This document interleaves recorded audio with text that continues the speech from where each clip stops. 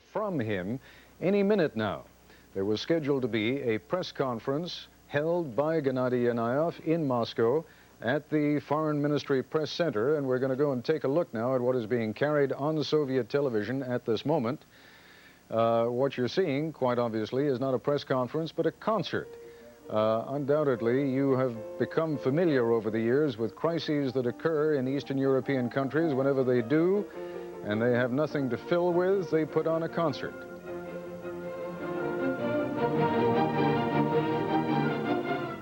But that music will give way, as soon as he is ready to hold his press conference, to the presence of Gennady Yanayev, now the president of the Soviet Union. Meanwhile, out in the streets, there are tanks and troops in the streets of Moscow this morning, evidence of the stunning developments that have taken place there overnight. Soviet leader Mikhail Gorbachev has been ousted from power, and what you see there are Soviet, that looked like a Soviet armored personnel carrier. There are also Soviet tanks that have been making their way through the streets of Moscow. Thus far, whatever confrontations there have been between the people of the Soviet Union, the people of Moscow, and the military, have been without any sort of violence. Those pictures were shot early this morning.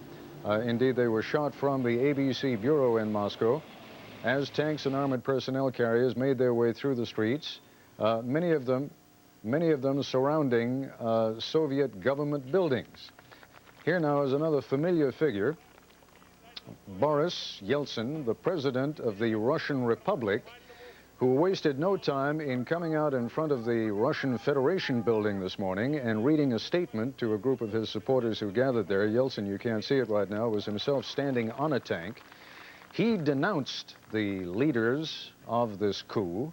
He denounced them as right-wingers, went so far as to suggest that they are criminals. And indeed, while we are looking at this video, I should also point out that the President of the United States, George Bush, held a news conference at his vacation resort in Kennebunkport, Maine this morning. And he, too, indicated that he regards this coup as being, to use his term, extra-constitutional, that is, illegal. In the place of President Mikhail Gorbachev, the man who has replaced him is his former vice president, and as I mentioned before, a group of hardline KGB police and military officials. Gorbachev himself is said to be under house arrest. We know very little about the new Soviet leader.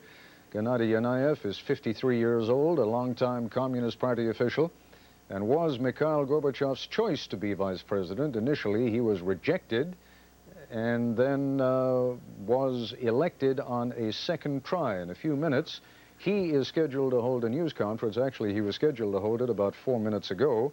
As soon as that news conference begins, we will switch live to the Foreign Ministry Press Center in Moscow. In Moscow, standing by live, is my colleague Sheila Kast. And Sheila, over the course of the morning, and it is now, what, about 5 o'clock in the afternoon in Moscow? Yes, it is. Tell 5 me o'clock, yes, Ted. Tell me what's been going on this afternoon, and I realize you've been locked into the bureau there, but what are you hearing from people who've been out on the street and who are coming back? Well, what we're hearing is a sort of a pause in the confrontation.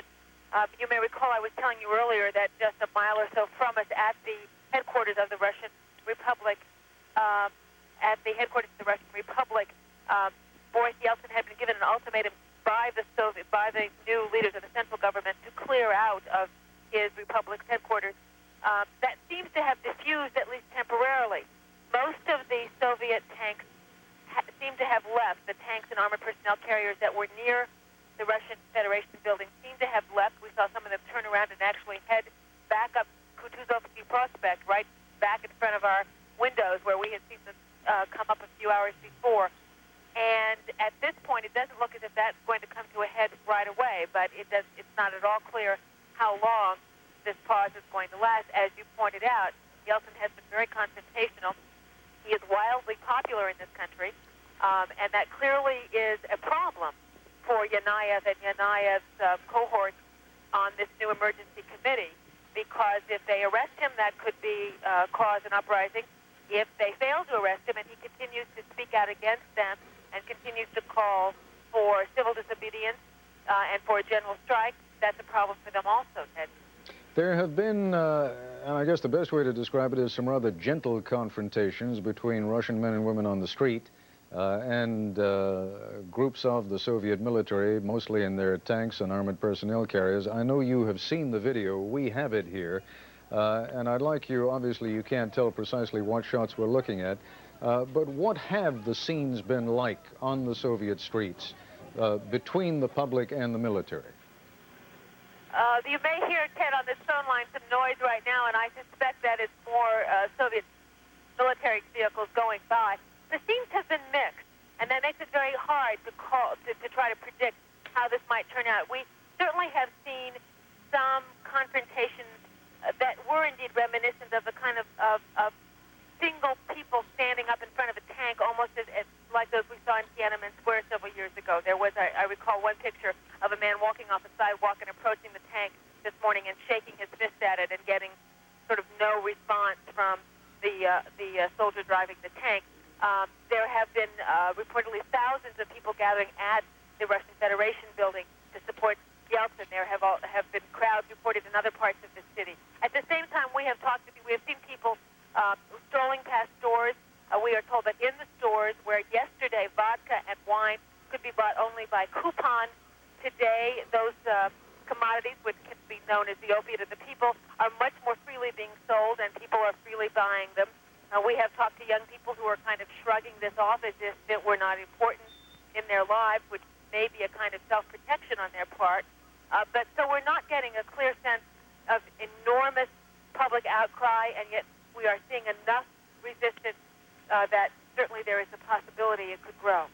Sheila, if you'd be good enough to stand by, what I'd like to do is to switch up to Kennebunkport, Maine right now, where our White House correspondent, Britt Hume, is standing by. Britt, the president came out early this morning. One might have thought that he was going to say, well, we'll just have to see how things develop. In point of fact, he was fairly tough.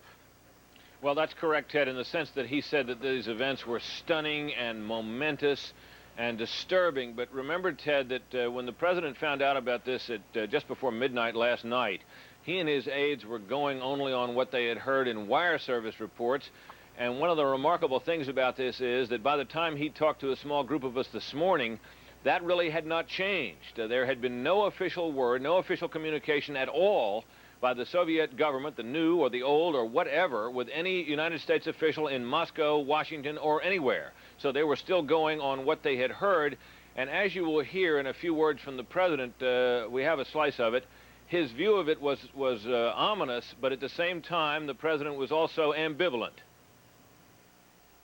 One of the reasons that we have conducted our policy the way we have is to encourage reform and democracy.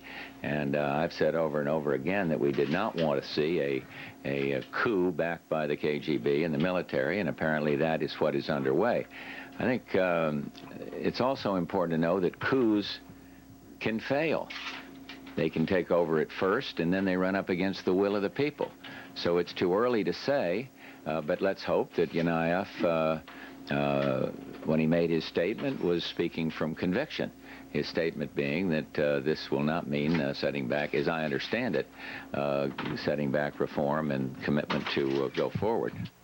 Ted, President Bush knows Yanayev. In fact, that answer you just heard was in response to a question about what he made of Yanayev. Yanayev was the man who met him at the airport when he went to Moscow just 3 weeks ago for the meeting with Mikhail Gorbachev.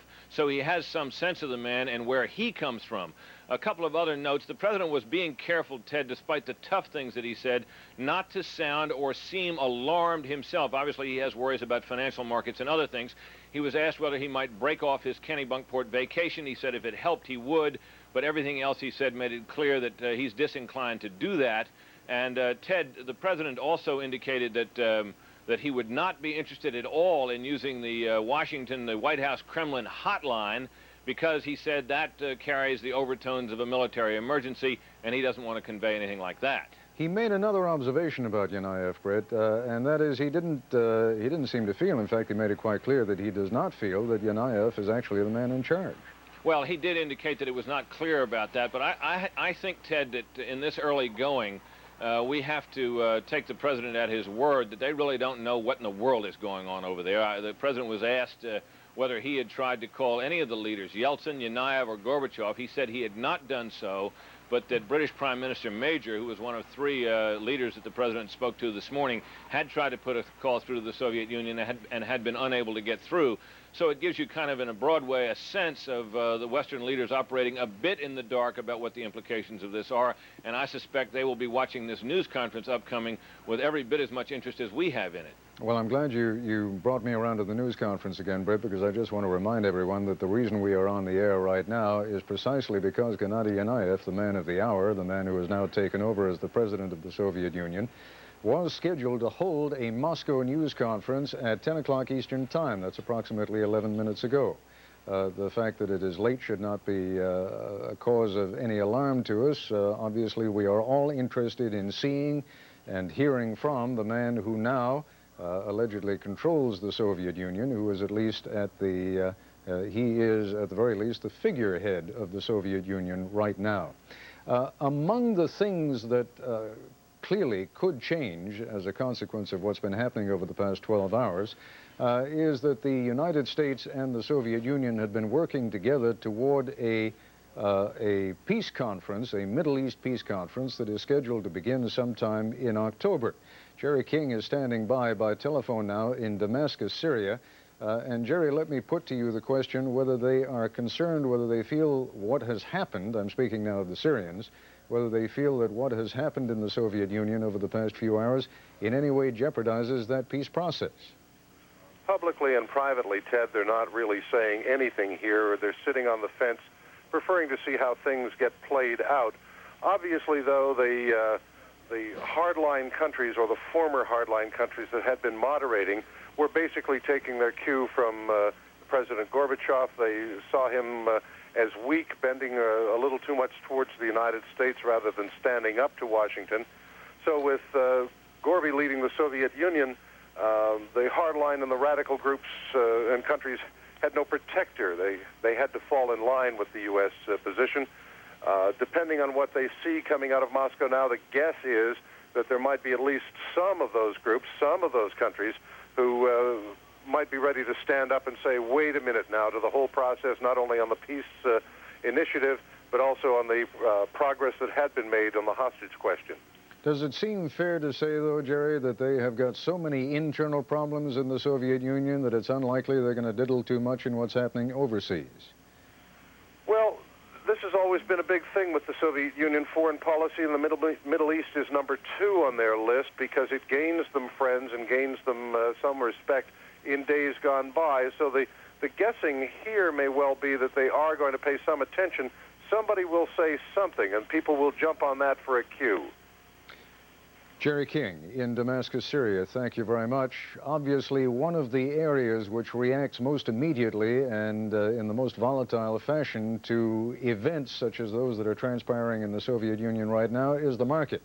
The markets in Tokyo and Hong Kong, which got first news, or at least they were open when the first news hit them of what's happened in the Soviet Union, that is the overthrow of Mikhail Gorbachev, they reacted violently. Wall Street has now been open for almost an hour. And Bob Jameson is standing by now on Wall Street. What's been happening in the market this morning?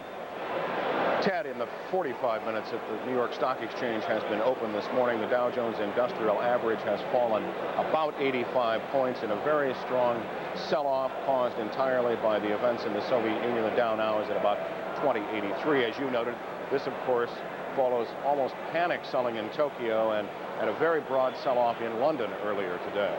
And if we are reading the tea leaves from the Chicago futures markets correctly, the Dow Jones Industrial Average has a long way yet today to fall. Bob Jameson, thank you very much. We have just received word from Moscow that there has been something of a hitch in terms of Gennady Yanayev's press conference. Not that the press conference isn't going to take place, but apparently we're neither going to see nor hear it. Sheila Kast, can you still hear me in Moscow? Yes, Ted, I can hear you, and yes, we are being told by Soviet television, which of course is presumably under the control of this emergency committee headed by Yanayev. Soviet television, although they have the signal of the press conference, they will not give it to anybody. They plan to air it in Moscow in about 4 hours' time. We will have our own coverage sooner. I must say, Ted, maybe you can shed some light on this. I usually cover Congress. I'm accustomed to covering American politicians who are usually anxious to get their pictures on television across the country and in other countries, and I'm not quite sure about the point of having a press conference and not letting anybody see it. But that's what's going on here. Well, you raise an interesting question. The only thing I can conclude is that while they ultimately will want to get part of that out, perhaps they're not altogether sure that they want to have a live press conference go out to the rest of the world, and they want to make sure how hostile the questions are going to be and what kind of answers Mr. Yanayev gives and whether they want those to be broadcast. So we may or may not get the whole press conference later on, but you've got a guest standing by there with you. Is it a Soviet journalist? I wonder if you can introduce him to us. I am not completely adept at doing that. This is maybe